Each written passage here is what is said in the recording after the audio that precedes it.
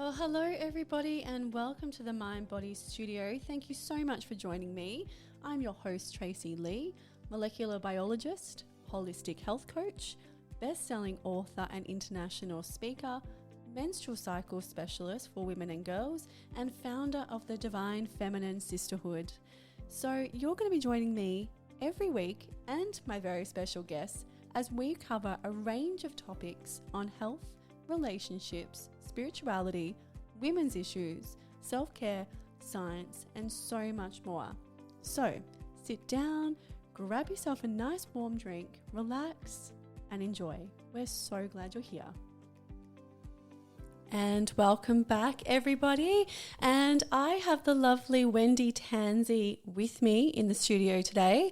As a leadership coach and people strategy consultant, Wendy specializes in empowering mid-level female leaders to overcome barriers and advance to executive roles. With a deep understanding of the challenges that women face in the workplace, Wendy helps her clients build their executive presence, navigates complex team dynamics, and develops the confidence to excel.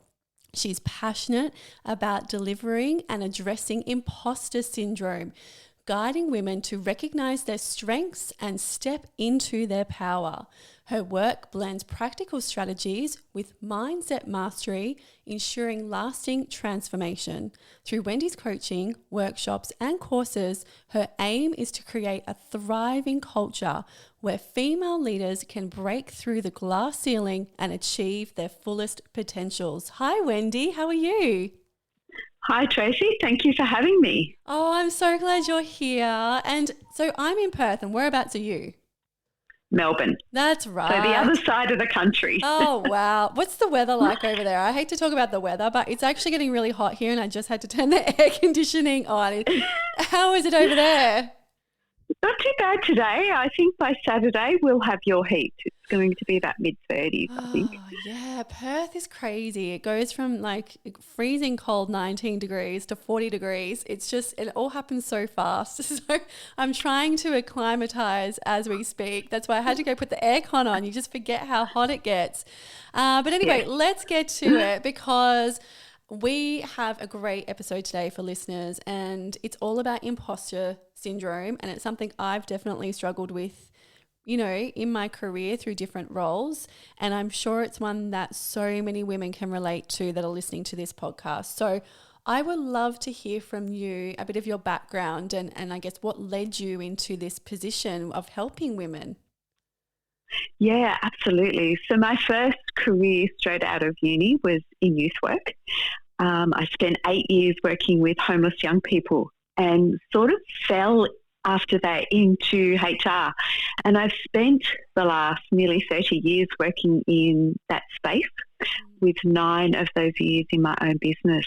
And I've seen a lot of women who have been amazing women be passed over, struggle with imposter syndrome, doubt themselves, and I felt that it was a really good opportunity to start supporting other women to be who they want to be, to live the life that they envisaged it was going to be, and start to break down those barriers. In the workplace, women face so many barriers, including imposter syndrome. And so my goal is, and what I'm passionate about, is breaking those barriers and helping women to overcome them and then move into whatever area that they're interested in. There's so much. Yeah, there's so much there that resonates with me. Like having come out of, like, I worked in corporate for a number of years. I've worked in my own business, employing people. I'm now, on my own working in this business. And so I've seen so many different phases through my career. But I think you are so right in that, you know, women, we really do in many situations get overlooked for certain things. Like what has been your experience and what you've seen some women go through when they've had this sort of obstacle and challenge that they've been faced with? Yeah, absolutely. I think one of the things that happens for women in the workplace is we don't even get listened to. Managers take that credit for our work, or we focus on working so hard and we think we'll get recognised, and then when we don't, we go through that whole, oh, maybe I wasn't good enough, maybe I'm, aren't right, and so that inner critic starts to build, and then as we get into executive roles, it gets worse. Or we get into leadership roles, and as we go up the corporate ladder, it actually gets worse, which is really kind of sad in a way. Absolutely. Like the more successful we are, the more that critic. I know, it's crazy, isn't it? Like, it really is crazy, and it applies to so many areas of our life, not just our career. We're so critical of ourselves, and we put so much expectation and pressure on ourselves to be perfect. And absolutely. I literally felt, okay, I'm going to share a little bit of story, just taking a sidestep of my week this week, because as you know, I'm recovering from tonsillitis. And so I'm a little bit, I'm a little bit under the weather today. But I actually had, and I did a post about it on my Instagram page only a couple of days ago, about how I was sitting on the couch trying not to judge myself and not have the guilt that I have to pause and I have to stop, right?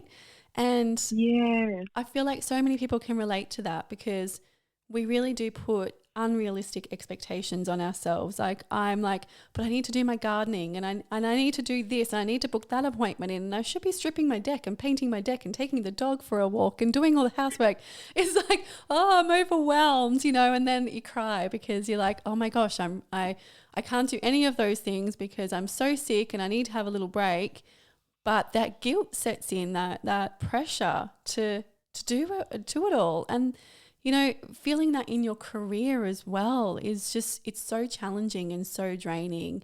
And I would love to know from you, like, how women, because I'm sure that there are plenty of women listening to this right now, they're going, yes, that's me. And I struggle with that all of the time, because how can we reframe these negative thoughts? Because they can be so detrimental, not just for our career and how we show up, but for our mental health and our emotional health. Yeah, absolutely. Just taking a step back a bit, it's so common, and it's really good to recognise that imposter syndrome is really common. And a study by KPMG a few years ago found that 75% of female executives experience imposter syndrome, and you'd think that by the time you get to that, you shouldn't feel it. Yeah, wow. But it's really high. So, to have that kind of persistent inability to believe that our success is deserved is really quite sad in a way, because we have got there. We have made it, and we wouldn't be in the role because it's so hard for women to actually climb that ladder or get that next role or move into leadership roles. We wouldn't have that role if we weren't, if we didn't have the skills, if we didn't deserve it. So when it comes to reframing those negative thoughts, it starts by, embracing that inner critic. Make a friend of that critic, going, yep, I see that. I hear that. I've got a friend who actually named her inner critic Gwen. Oh, I love that. Which I thought was really cute. And what she said is, when Gwen says something, she goes, okay, Gwen, I hear you. Yep, that's fine. And then moves on. But she said when she started to not ignore it, it was a really good way to start to begin to just go, okay, I can hear what you're saying. Let me just think about that differently. And that starts that reframing. So instead of saying, I can't do that, it's like, I can't do that yet. Yes. I'm still learning, because we are all still learning and we're not perfect. It's going, we step up a role. We're not going to know everything in that new role. So true. We're going to still learn. So I'm still learning that. I'm still getting my head around that. I'm still understanding that. It's not that we've got it all. And even when we're in executive roles, I remember as an executive not knowing so much And the more I left, the more I realised I didn't know. Yeah, of course. It makes sense, doesn't it? I mean, of course, you're not going to know everything about your job, especially when you first start a role, But Yep, again, absolutely. it's just that pressure, you Yeah, know. yep. Yeah. So it's flipping it on its head, It's creating, I guess, the things that you're good at, and then that list. I get my clients to write a list. What are you really good at? Look at your strengths. What have you achieved? You wouldn't be in this role if you hadn't achieved amazing things. So Yeah. what have you achieved? And people, when they start, I had one client who wrote 6 foolscap pages of everything that she'd achieved and all her strengths. Wow. And then she started to read that every time she started to feel that inner critic coming. And she said it just helped her to go, I do deserve this. I do, I have done all this, and start to reframe things. But I'm still learning. I'm still getting my head around. I'm still achieving things. Yeah. Yep. Do you have some more examples? Because I love this. I think this is really great. Yeah, absolutely. Using self-doubt as that catalyst to kind of drive that motivation. Yeah. So, if you get to the point where that self-doubt's there, it's actually using it to motivate you to learn new skills. All right, I'm really struggling with this, but what I'll do is I'll go and learn about it. Yeah. And to use that to motivate you. Another way is to share your experiences with friends and start to talk to them about, I'm really experiencing that, because your community around you can support you. Your community around you can go, you know what, Tracy, that's not quite what I see from you. I see this high achieving woman who's achieved this, this and this. Mm-hmm. Yeah. And you can start to get that feedback from people when you doubt. And that's really important to have as well. Yeah. And keep going. I have a question for you when you're finished, actually. No, go for it. Go. Well, look, I'm just reflecting on everything you're saying, and I'm thinking, I want to get deeper into imposter syndrome itself, because where does it come from? Like, what is the seed that actually leads to this feeling in the workplace? Like, where does it come from? In your experience, like when you pinpoint things back with your clients and you start working out where it's actually where it's come from, what have you guys found in that process? I think each of us have a different reason why that inner critic's there, isn't there?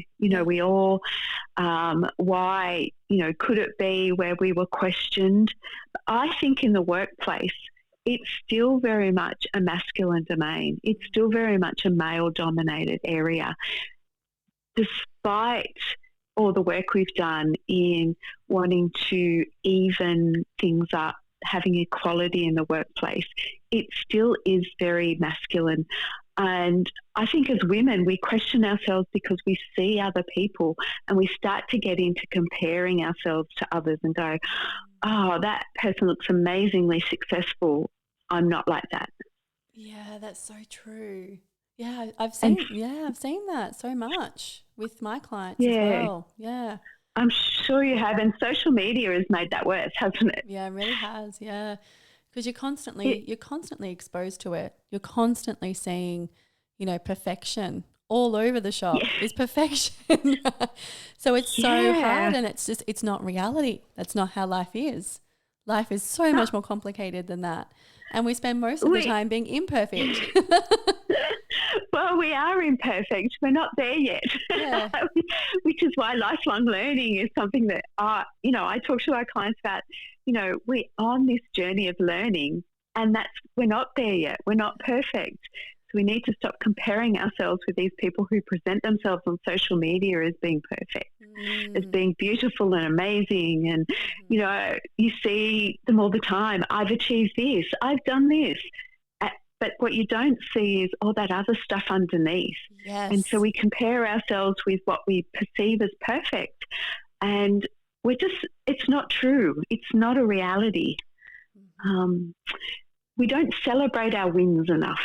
Yes. I think I had a client who, she brought up with me that her manager, who was a male, in everything she did, he took credit for her work. Wow. And it was everything. She goes, everything I achieved. So we talked about ways to, in a meeting, he would share with the team something that she did as his work. And so we talked about, well, what can we do to turn this on its head? And when he said to her, okay, have you got any questions, anything you'd like to add? I got her to say something along the lines of, oh, that's fantastic. Thanks for sharing that. If anyone would like to know more about this that I put together, please come and talk to me. I'll help you out. So what she did was she turned it without saying to him, you just stole my work. Yeah, right. She just turned it around and just kind of admitted it was hers by saying to people, come and talk to me about it because this is what we did. And people started to realise that she was actually doing the work, not him. I know, and that must happen so much. Yeah, absolutely. And what it does first is it breaks away at those, your achievements. Yeah. Oh, hang on, didn't I do that? How do we stand up to that? Because it can be quite intimidating. I did a post on LinkedIn on Tuesday where I talked about how you manage up. So how do you manage that person who's above you that can be quite intimidating? And that can also impact our imposter syndrome when we feel intimidated by our manager or our colleagues or someone around us. I'm so interested in that. What was your hot tip for that, by the way?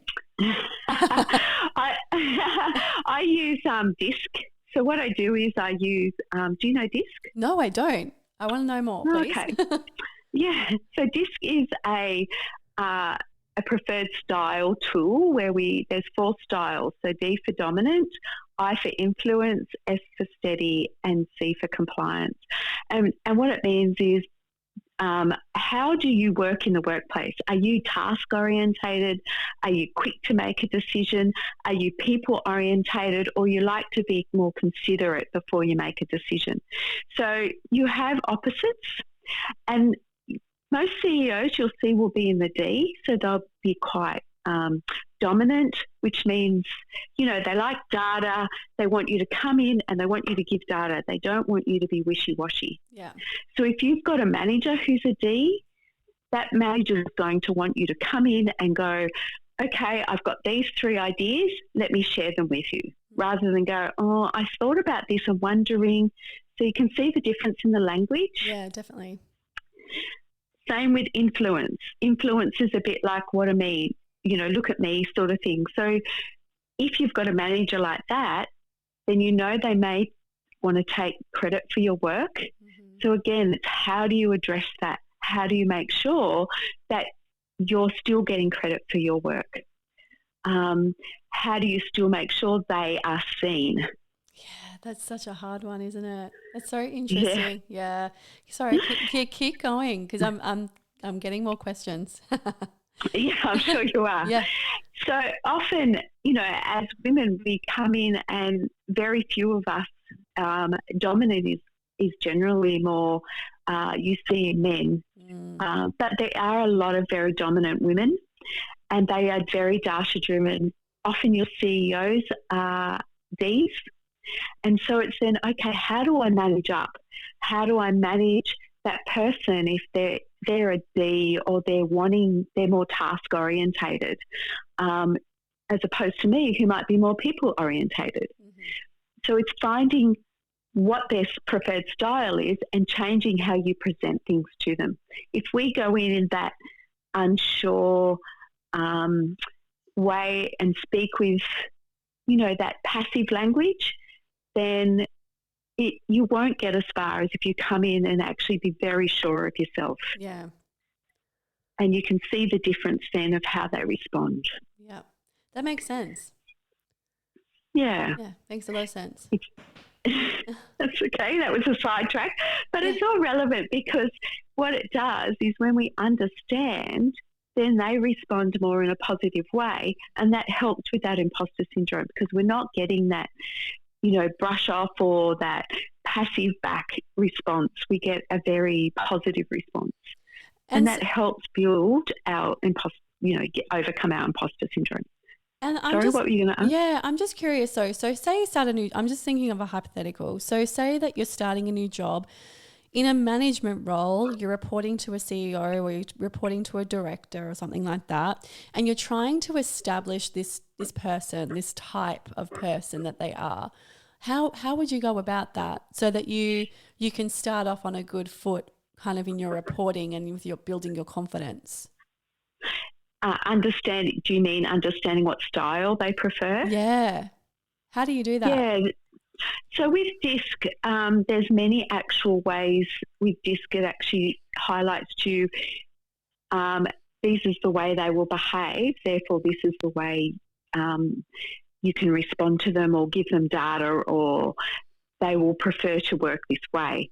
So if you're using something like DISC, which you just have to Google it, you'll find references as to the different styles, then that's a really good way of being able to work with that person. So when you identify, I mean, it's not an exact science, but when you identify without doing the test, because there is a test that you can get a profile, without doing that, Google it, find out the styles, and then have a look at what your manager might be. You'll also find ways to actually manage that style, what you can do to overcome it, what you can do if there's a conflict. There's lots of different ways to manage that.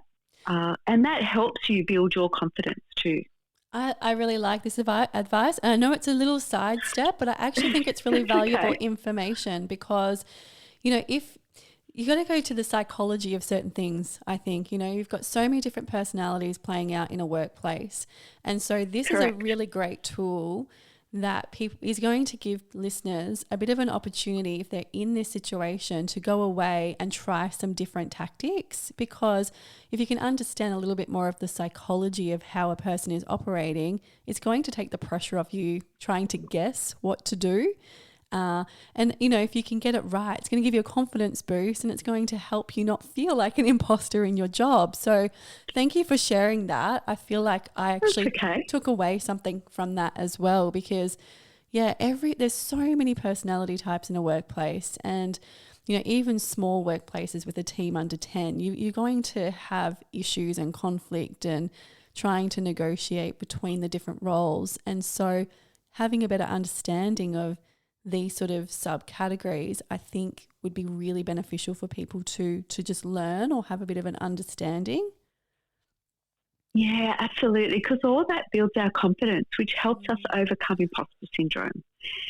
As we build our confidence with more tools, then that actually does. It helps us, it might mean stepping out of your comfort zone.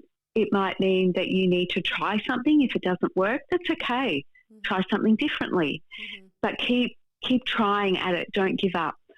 It's those small wins, those little bits. Oh, okay, that works. Next time I'll try it again. That didn't work. All right, let me reframe that and do it differently.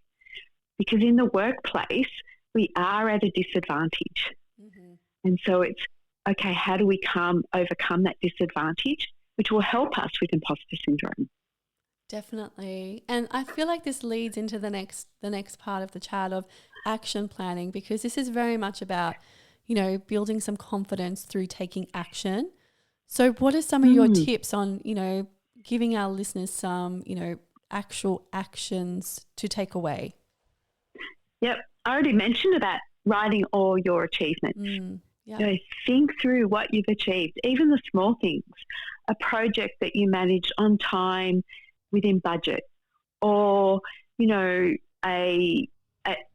could be a big achievement that you might have made. If you're a salesperson or in marketing, what did you actually achieve? Think about the things that you've done really well. It will take time, so get a piece of paper and a pen. Don't do it on the computer, because there's something about writing things down that connects with our brains more. And write it out.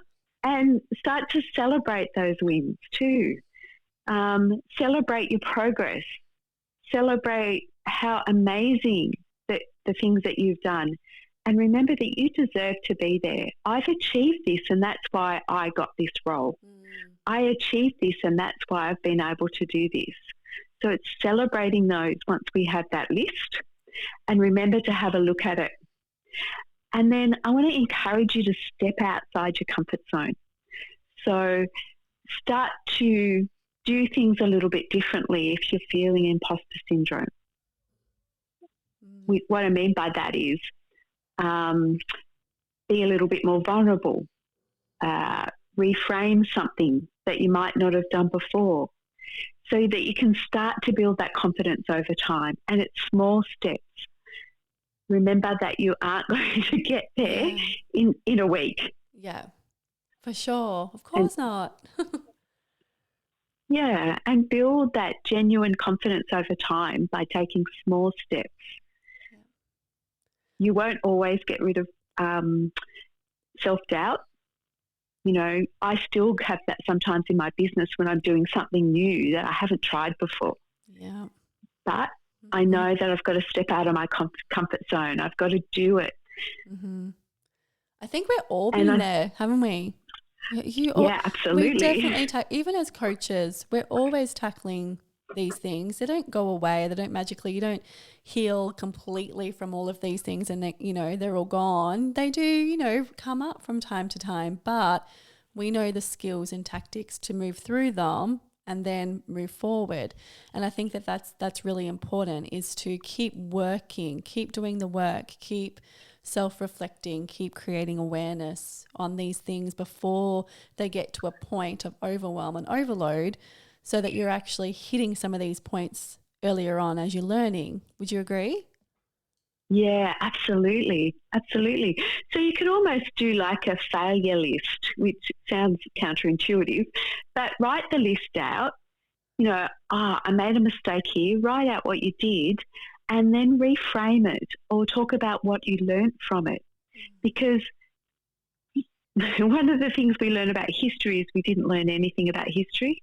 And so, so if we write down, okay, I made this mistake, I said the wrong thing here, let me think about how I might do that differently.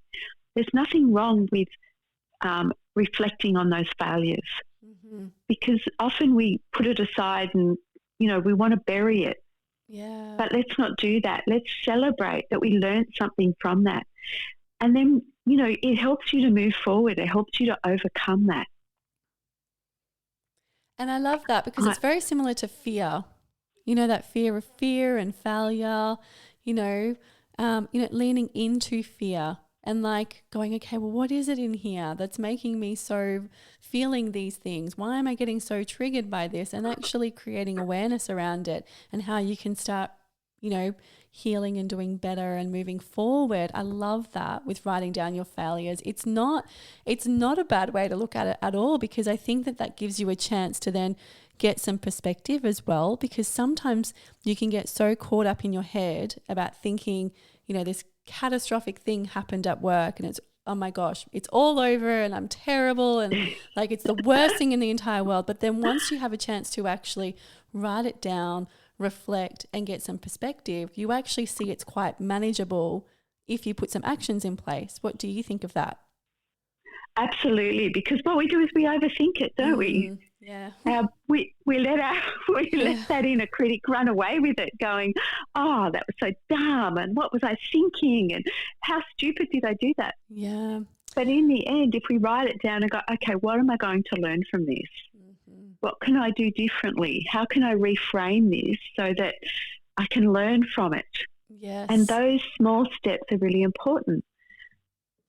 I love that so much. I'm encouraging everyone to do that right now if they're having any sort of self-doubt, to sit there and write it all down and get it out, because there's no point in having this emotional kind of mental clogging going on in the head and, in your mindset, constantly going over and over and over and over, playing that broken record of self-doubt and self-criticism over and over again. Like, get it out and, have a real look at it and get, the perspective that you need, because at the end of the day, usually things aren't as bad as what you think that they are, and they are manageable.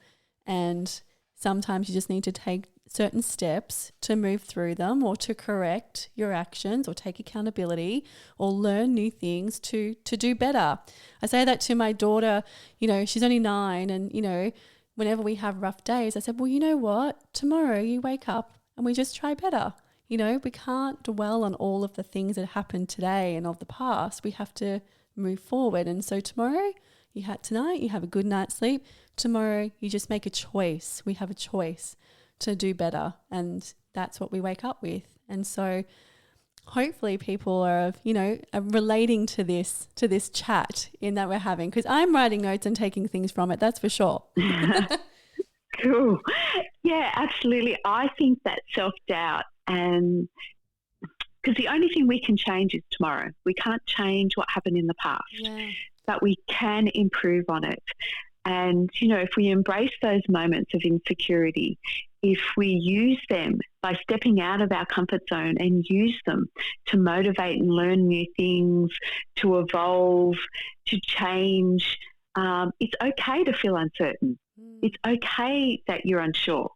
But by challenging ourselves, that's how we grow, and that's how we overcome it. Yeah.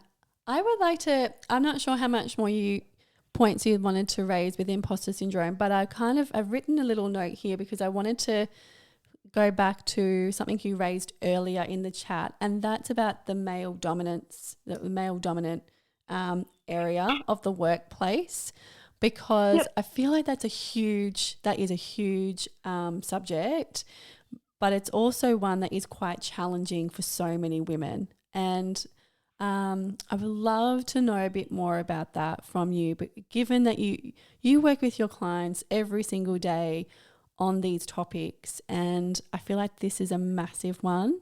So perhaps if you're happy to do that, could we chat a little bit about that environment and how women can reach more empowerment in the workplace? Yeah, absolutely. I guess if we look at history, we can see that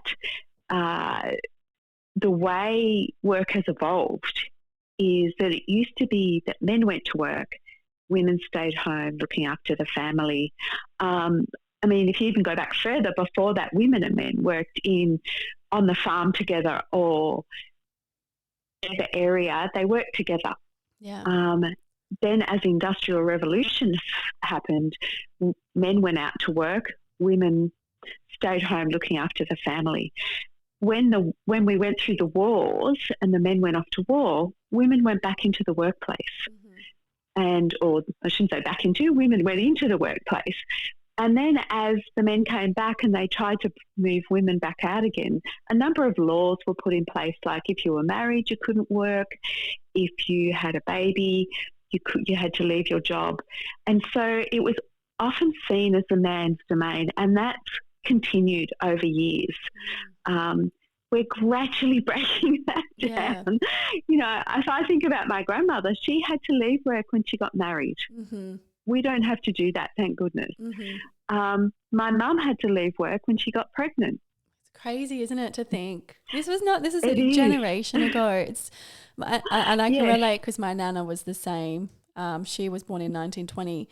So yeah, when she was pregnant or when she was having her baby, she was at home the entire time. I don't even know that my nan actually ever had a job. Like her role was completely in the home. And that's okay, because I think we still have women today. Yeah. But what it did is it made the workplace was men's domain. And so what's happened is we're gradually still breaking those barriers down. Yeah. And so the workplace, I think, and I don't think that men even recognise it or they see it that way. It's just that it's history. Yeah. And we're still breaking that down. So some of those, I guess, struggles are still there for us as women. You know, it's harder for us to, I guess, break those barriers down if it's a very male-dominated area. We know in the workplace, like say in the school system, there's more male principals, and yet there's more female teachers. Yes. In the nursing sphere, there's more nurses that are female, but the higher up you get, there's more males, and it's really fascinating to see. Now So that you as mention it, women, yes, that's so true. When I think about it now, like even, yeah, all the schools I've been to, my daughter's gone to, it's all been a male principal, but they're predominantly, I think they only have one male sports teacher. And I'm reflecting of, because I worked at Fiona Stanley Hospital here back when it was being built, and I did have a director, director that was female, but obviously above her it was all men.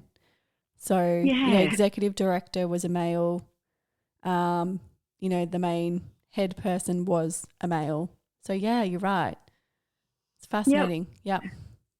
I mean, I've worked in HR for, as I said, for quite a lot of years.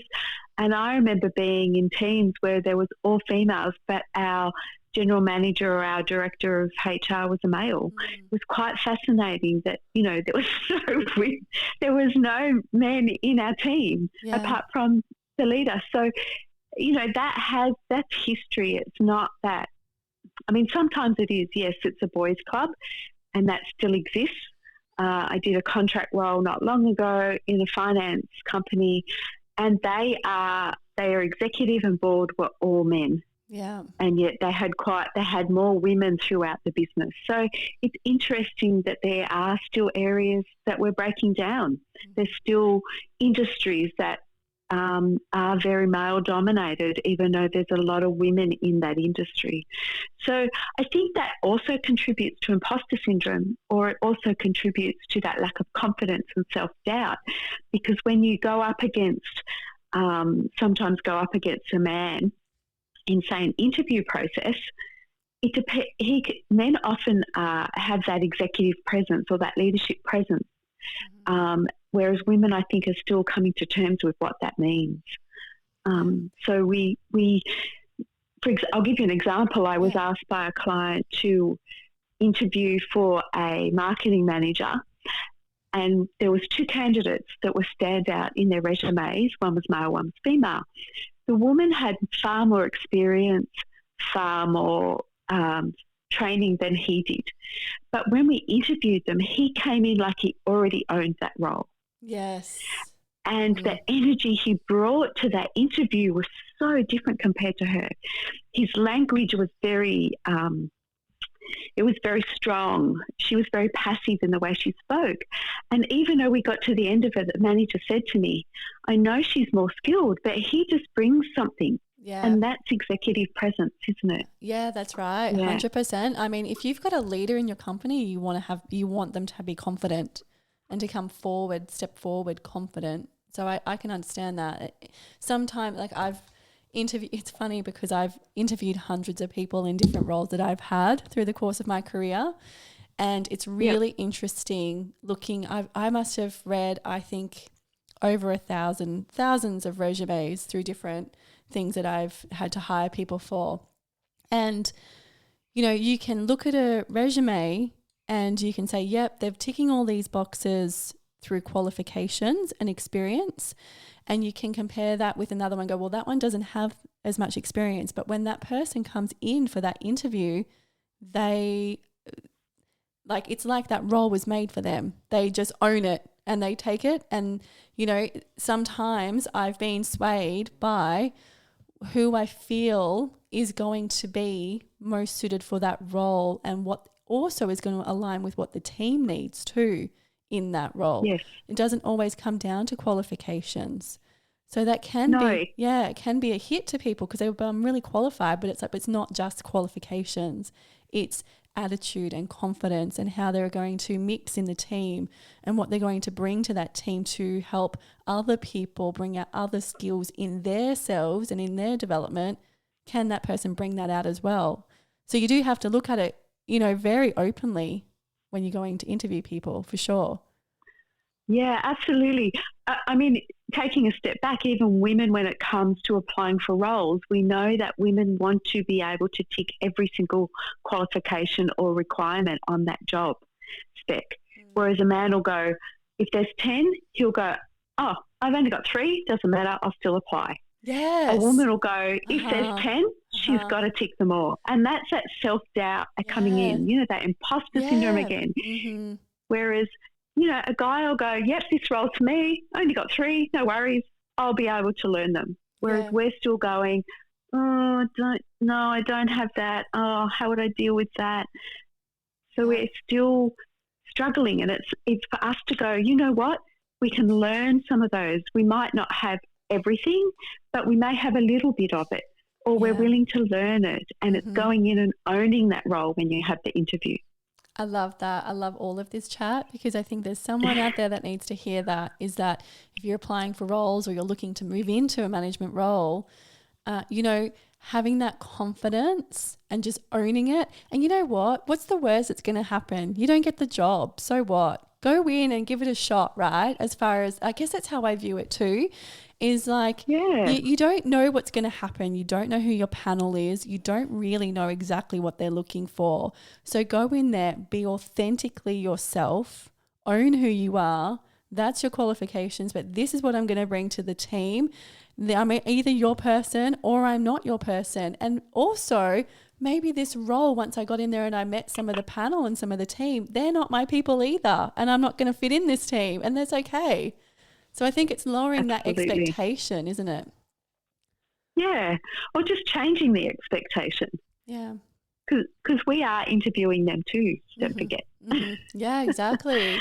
Exactly. Do you think that some women, because I just wrote down here, like while we were talking about family and time off, do you feel like that is still impacting the workplace in terms of women being hired in the workplace? So having that time off for family stuff, or what do you think? I think gaps in your resume, if they're not easily explained, still have an impact, even though they shouldn't. Yeah. So, yes, I think taking time out can impact, even though I'd rather say no, it doesn't. But again, it depends on your industry. If you can, some industries recognise, and they're really great at going, or some businesses, it's not just industries, but really businesses are okay with that. If you go, yes, I took maternity leave here. Mm-hmm. Does it set us back when we take that leave? Again, it depends on your business and your industry. I know when I took maternity leave, I kept up to date with what was happening in the industry. I didn't contact work, but I did keep reading things and doing things just, so that I could stay up to date with what was happening. Yes. And I think too, we need to say it's okay if you're in a high corporate role as a woman and you start having babies, it's okay to want to be at home with your babies, Yeah, absolutely. There's no rush to go back. I think there's that pressure, I think I reflect on multiple conversations I've had in my circle of friends. We're all so I'm in my 40s now, but coming through our 30s and, establishing careers and moving around different roles. But then everyone all of a sudden got married and had babies, and everyone's calculating it out. So they're like, well, I need to take this much maternity leave, and then I've got to go back to my role for this time, and then I've got to apply for the next maternity leave, and then do you know what I mean? It becomes very methodical. And then some people have had their babies and they're like, I don't actually want to go back to work. And that's okay, Yes. That's the thing. It is absolutely, Tracy, you're right. I think we need to have that discourse where it's okay to be a working mum, and it's okay if you want to stay home. There's no right or wrong here. It's really up to you. And when we talk about, as I was growing up, there was this whole thing about how you can have it all. But what does that mean? What does that even look like? And I think for every person, it's different. Yeah. For me, what it means to have it all would be different for you or for your listeners. Yeah. And so it's defining what we want. If we want to stay home and look after our babies and help our children be amazing individuals, go for it. Yeah. If we want to go back to work, then go for it. Yeah, exactly. Exactly. And it comes back to comparison. Don't compare yourself to anybody else, right? Do your own thing. What's going to make you happy? What's right for your family? What's right for your kids? And make your own decisions there. I think someone needs to hear that message for sure, because you know, there is so much pressure to push women back into the workplace too so quickly after having babies, and that doesn't have to be your choice. You can choose to stay home. So if you need to hear that, that's what we're saying.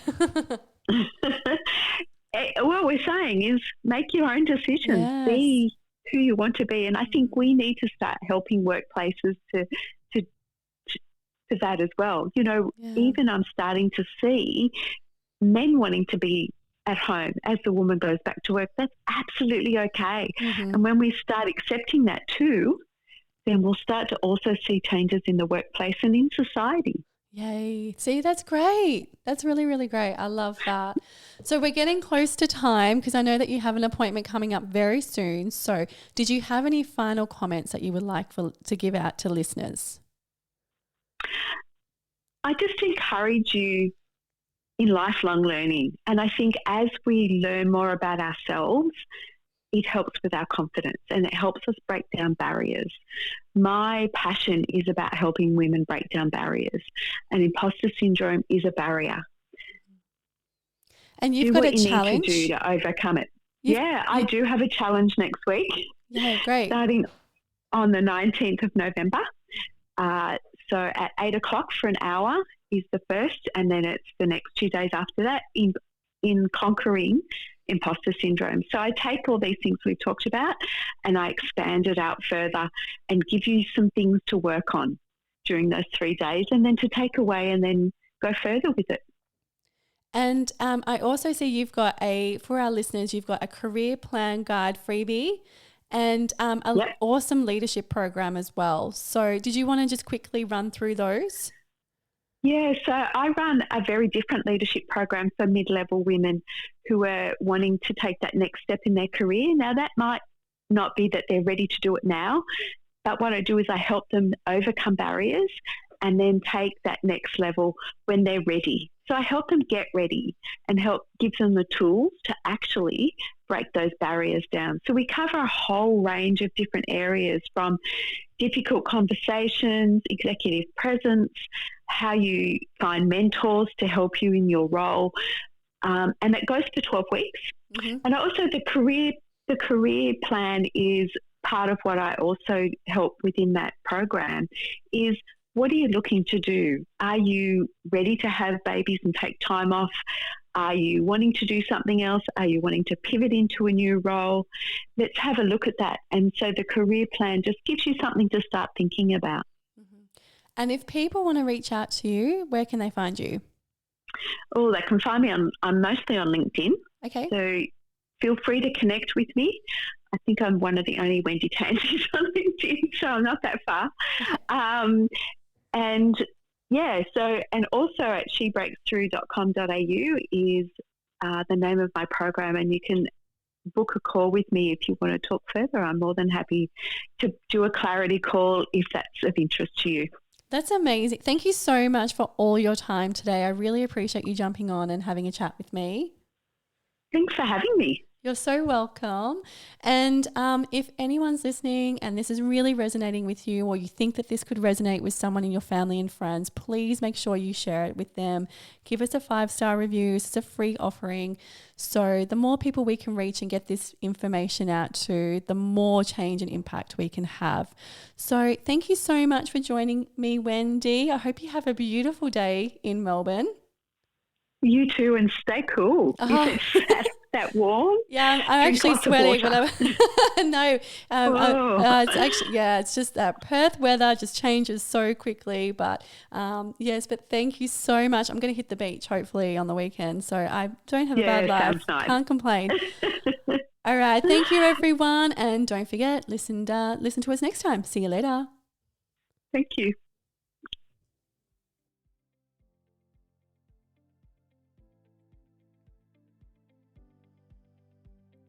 The information, views and opinions expressed on this podcast should not be used or treated as a substitute for nutritional, medical, psychological or other advice by a qualified health professional.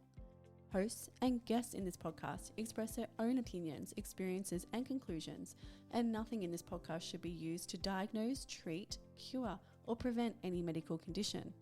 All information and advice provided is for general well-being and does not take individual cases into consideration. Neither Tracy Lee or any sponsor endorse the opinions, views, or conclusions expressed or shared on this podcast. Tracy Lee takes no responsibility for any symptoms or consequences as a direct or indirect result of this podcast.